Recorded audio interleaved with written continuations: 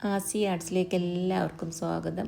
ഇന്നൊരു ഈത്തപ്പഴം വെച്ചുള്ള കേക്കിൻ്റെ റെസിപ്പിയുമായിട്ടാണ് വന്നേക്കുന്നത്. പ്രത്യേകിച്ച് അളവ് പാത്രങ്ങളോ ബീറ്ററോ ഓവനൊന്നും ഇല്ലാതെ നമ്മൾ വീട്ടിലുള്ള സാധനങ്ങളൊക്കെ വെച്ചിട്ട് ഒരു സിമ്പിൾ കേക്കിൻ്റെ റെസിപ്പിയാണ്. അപ്പം നമുക്കതെങ്ങനെ ഉണ്ടാക്കാൻ നോക്കിയാലോ. ആദ്യം നമുക്ക് കേക്കിന് ആവശ്യമായിട്ടുള്ള ഈത്തപ്പഴം ഒന്ന് റെഡിയാക്കി എടുക്കാം. അപ്പോൾ ഞാനൊരു 25 ഈത്തപ്പഴം കഴുകിയെടുത്തിട്ടുണ്ട്. നല്ല സോഫ്റ്റ് ആയിട്ടുള്ള അതുപോലെ നല്ല മധുരമുള്ള ഈത്തപ്പഴമാണേ. ഈത്തപ്പഴത്തിൻ്റെ കുരുവെല്ലാം കളഞ്ഞ് നമുക്ക് ഇതുപോലെ കൈവച്ചൊന്ന് പിച്ചിയിടാം.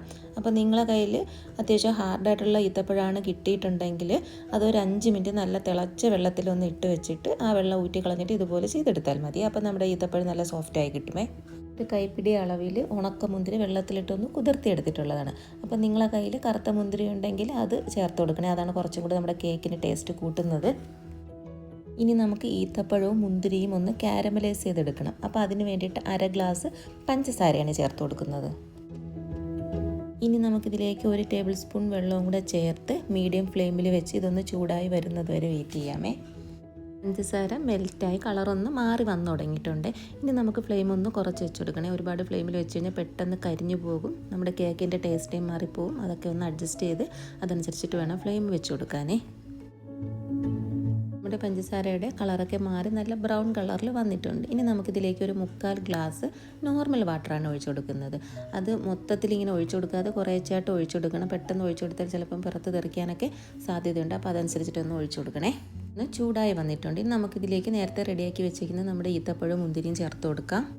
ഇത് നമുക്ക് നല്ലതുപോലെ ഒന്ന് മിക്സ് ചെയ്ത് കൊടുത്ത് ലോ ഫ്ലെയിമിൽ വെച്ച് ഇത് നല്ലതുപോലെ ഒന്ന് കുറുകി വരുന്നത് വരെ നമുക്കിതൊന്ന് വഴറ്റിയെടുക്കാമേ. ഇത് നമുക്ക് ഫ്ലെയിം ഓഫ് ചെയ്ത് ഒന്ന് നല്ലതുപോലെ ചൂടാറാൻ വേണ്ടി ഒരു പ്ലേറ്റിലേക്ക് ഒന്ന് മാറ്റി വയ്ക്കാമേ. 1 ഗ്ലാസ് മൈദ നമുക്കൊരു ബൗളിലേക്ക് ചേർക്കാമേ.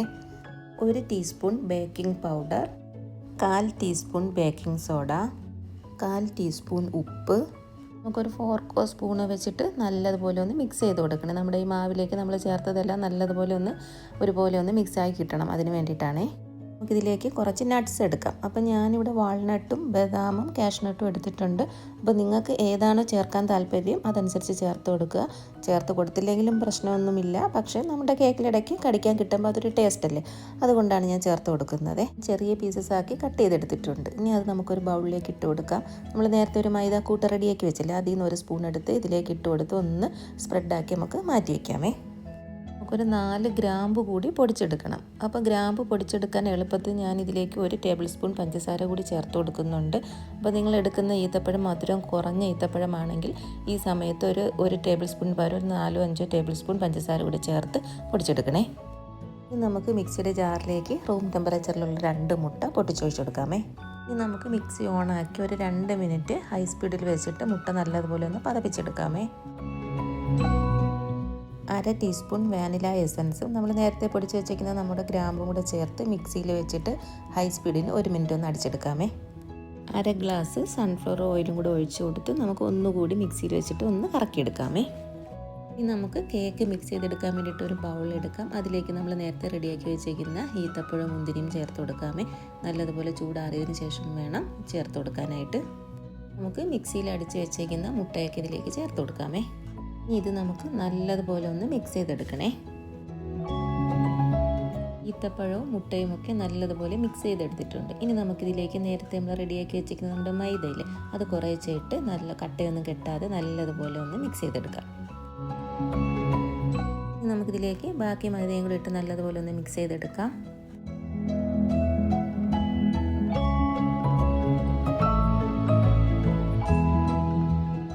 ഇനി നമുക്കിതിലേക്ക് നേരത്തെ റെഡിയാക്കി വെച്ചിരിക്കുന്ന നമ്മുടെ നട്ട്സില്ലേ അതും കൂടെ ചേർത്ത് മിക്സ് ചെയ്തെടുക്കാമേ.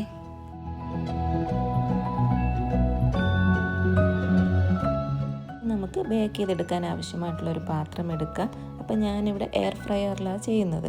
അപ്പോൾ അതിൽ ഈ ഒരു സൈസ് പാത്രമാണ് പറ്റുന്നത്. അതുകൊണ്ട് ഇത് ഞാൻ 2 പ്രാവശ്യമായിട്ടാണ് ചെയ്തെടുക്കുന്നത്. അപ്പോൾ നിങ്ങൾ ഗ്യാസ് സ്റ്റോപ്പിൽ വെച്ചിട്ടാണ് ചെയ്യുന്നതെങ്കിൽ അതനുസരിച്ചിട്ട് വലിയ പാത്രം എടുക്കുക.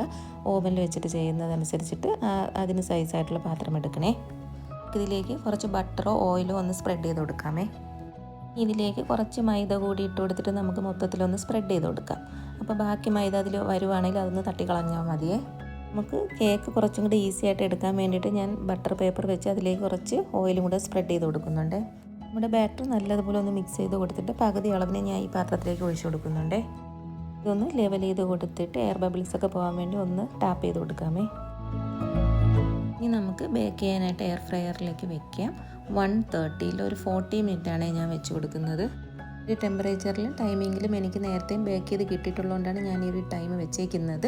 അപ്പോൾ ഓരോരുത്തരുടെ എയർ ഫ്രയറിനനുസരിച്ചിട്ട് സമയങ്ങളിലൊക്കെ വ്യത്യാസം വരും. ഒരു 30 to 35 മിനിറ്റ് ഒക്കെ ആകുമ്പോഴത്തേക്ക് കത്തി വെച്ചിട്ടൊന്ന് നോക്കുക വെന്തോന്ന്. അപ്പോൾ അതനുസരിച്ചിട്ട് ടൈമിലൊക്കെ വ്യത്യാസങ്ങൾ വരുത്തണേ.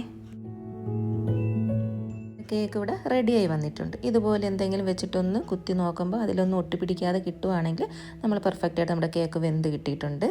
ഇനി നല്ലതുപോലെ ഒന്ന് ചൂടാറിയതിന് ശേഷം കത്തി വെച്ചിട്ട് സൈഡ് ഒന്ന് വിടുവിച്ചതിന് ശേഷം നമുക്ക് തട്ടി കയ്യിലേക്ക് എടുക്കാവുന്നതാണേ. നമുക്ക് ഈ ബട്ടർ പേപ്പർ ഒന്ന് മാറ്റി കൊടുക്കാവുന്നതാണ്. ഞാൻ ചെറിയ ചൂടോട് കൂടിയിട്ടാണ് ഇതിപ്പോൾ എടുത്തേക്കുന്നത്. നമുക്കിതൊരു പ്ലേറ്റിലേക്ക് മാറ്റാം. ഇവിടെ ഈ കേക്ക് ഒരു ദിവസം വെച്ചിരുന്നിട്ട് പിറ്റേന്ന് കട്ട് ചെയ്ത് കഴിക്കുമ്പോഴാണ് കുറച്ചും കൂടെ ടേസ്റ്റ് കൂടുന്നത്. നല്ല സോഫ്റ്റ് ആയിട്ടുള്ള അതുപോലെ നല്ല ടേസ്റ്റി ആയിട്ടുള്ള കേക്കാണ്. ഇത് വളരെ എളുപ്പമല്ലേ നമുക്ക് റെഡിയാക്കി എടുക്കാനായിട്ട്. അപ്പോൾ നിങ്ങളിതെല്ലാവരും ഒന്ന് ട്രൈ ചെയ്ത് നോക്കണം. ഇഷ്ടപ്പെട്ടെങ്കിൽ ലൈക്ക്, ഷെയർ, കമൻറ്റ്, സബ്സ്ക്രൈബ് ചെയ്യുക. അടുത്ത വീഡിയോയിൽ നമുക്ക് വീണ്ടും കാണാം.